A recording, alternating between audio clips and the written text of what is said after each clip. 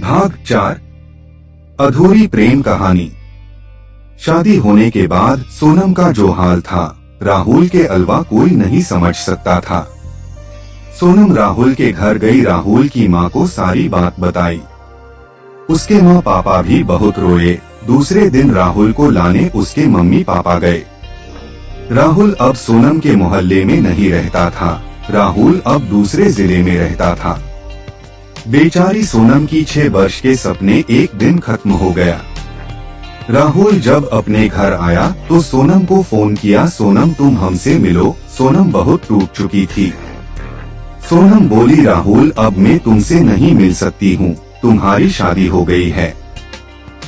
राहुल रोने लगा, बोला सोनम तुम्हें मेरी कसम, तुम एक बार हमसे मिलो।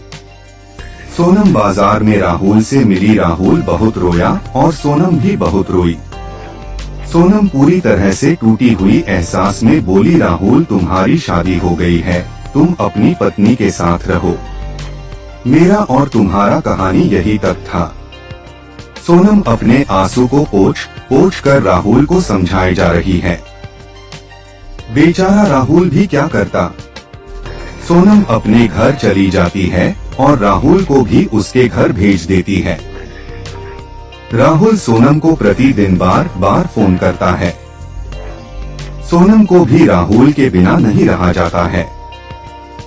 एक दिन राहुल की पत्नी सोनम को फोन करती है, बोलती है, सोनम जी इसमें मेरा क्या गलती है, राहुल देखने में अच्छा था, जॉब करता था, मेरे पापा मामा उसे और हमें जबरदस्ती शादी करवा दिए।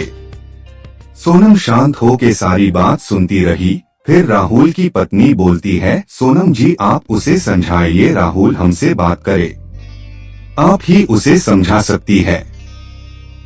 सोनम रोती हुई झट से बोली, हमें कौन समझाएगा। राहुल की पत्नी कुछ देर सोची और बोली, आपकी शादी और कहीं हो सकती है, पर मेरा क्या होगा। सोनम बहुत दयालु लड़की थी, दूसरी की तकलीफ सुन के अपना भूल जाती थी। सोनम रो कर सुनती रही, बोली ठीक है मैं उसे समझाऊंगी। बेचारी सोनम क्या समझाती, वो खुद बहुत टूट चुकी थी। वो झट से राहुल को फोन करती है, बोलती है तुम अपने पत्नी के साथ कल हमसे मिलो। राहुल बोलता है ऐसा क्या हुआ है। सोनम बोली, राहुल पहले तुम हमसे मिलो। दूसरे दिन राहुल और उसकी पत्नी सोनम से मिलने आता है। सोनम राहुल को बहुत समझाती है, राहुल तुम्हारी शादी हो गई है, तुम ठीक से रहो और हमें भी रहने दो। राहुल आज के बाद फोन मत करना, तुम अपना और अपनी पत्नी का ख्याल रखो और हमें आगे बढ़ने दो।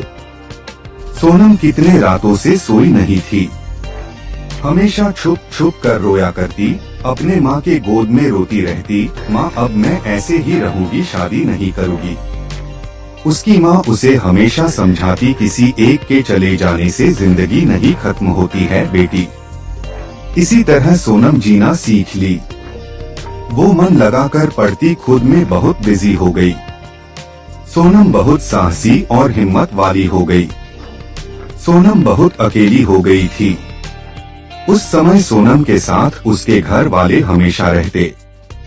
वो किसी तरह रहना सीख ली थी। एक दिन प्रिया 2018 में वो फेसबुक बनाई, उससे पहले वो फेसबुक नहीं चलाती थी। फेसबुक पे नए उसके दोस्त बने, 2 और 4 लड़कों इसके दोस्त बने। इसे सब प्यार करते, लेकिन वो दोस्त के अलावा कुछ नहीं समझती। सोनम सबको समझाती, दुनिया में प्यार नहीं होता है और ना ही मिलता है, क्योंकि उसे प्यार से डर लगता। वो अभी प्यार के सदमों से दूर हुई थी।